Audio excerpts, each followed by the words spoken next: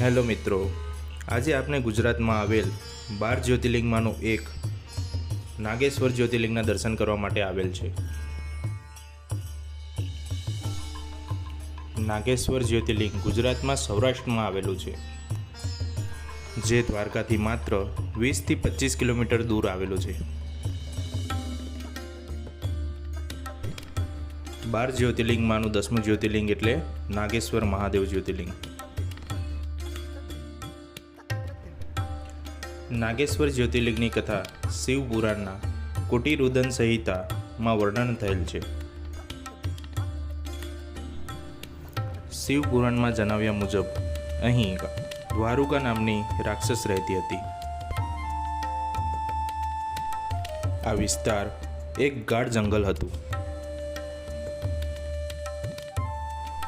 જ્યાં અનેક સાપોનો નિવાસ હતો.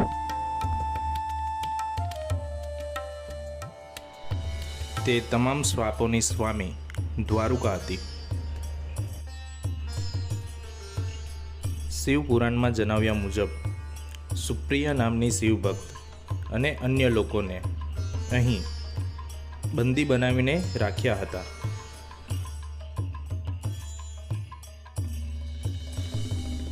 જ્યાં સુપ્રિયા અને અન્ય ભક્તોએ મહાદેવની પ્રાર્થના કરતા મહાદેવ અહીં પ્રગટ થયા હતા.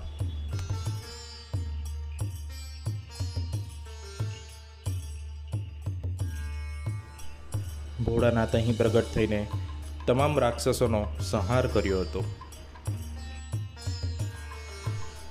ત્યારબાદ શિવલિંગ રૂપે સ્થાપિત થયા.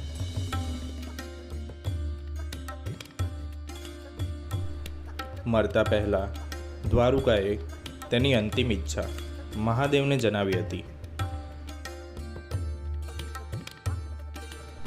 જેની ઈચ્છા અનુસાર આ જ્યોતિર્લિંગનું નામ નાગેશ્વર જ્યોતિર્લિંગ પડ્યું.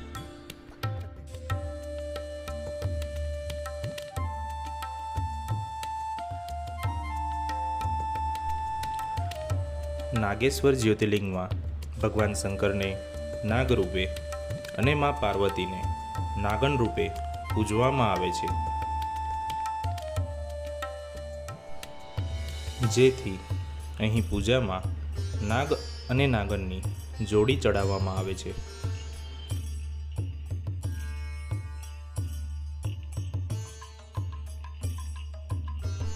અહીંયા તમારે પૂજા કરવી હોય તો 1000 રૂપિયામાં પતિ અને પત્ની બંને જોડા સાથે તમે મહાદેવની પૂજા અર્ચના કરી શકો છો, તેમજ અહીં જળ અર્પણ કરી શકો છો.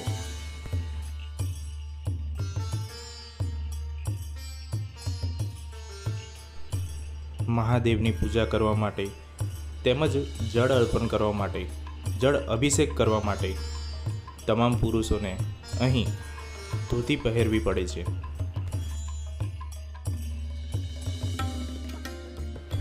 જે સુવિધા મંદિર ટ્રસ્ટ દ્વારા આપણને પૂરી પાડવામાં આવે છે.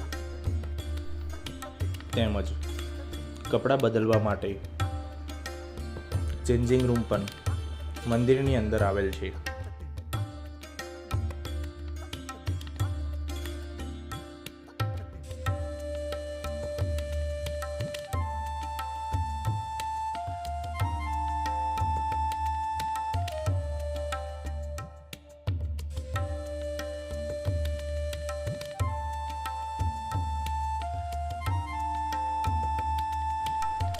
મંદિરની પાસે શનિદેવનું મંદિર પણ આવેલું છે, જ્યાં આપને શ્રી શનિદેવના દર્શન કરી શકીએ છીએ.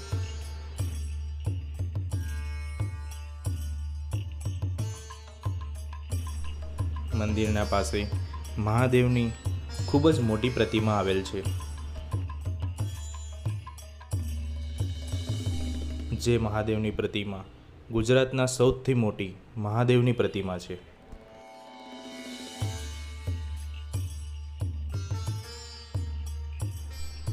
મહાદેવની આ વિશાળકાય પ્રતિમાનું નિર્માણ ટી સિરીઝના માલિક ગુલશન કુમાર દ્વારા કરવામાં આવ્યું હતું.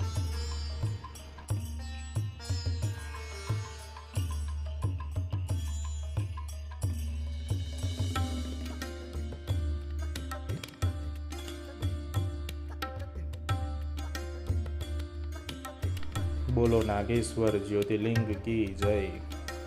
ઓમ નમઃ પાર્વતી પતે. હર હર મહાદેવ.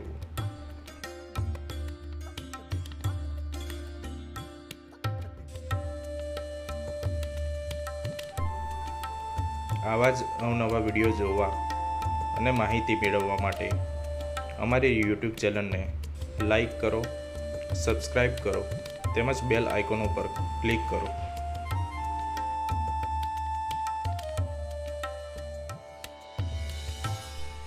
જય મહાદેવ.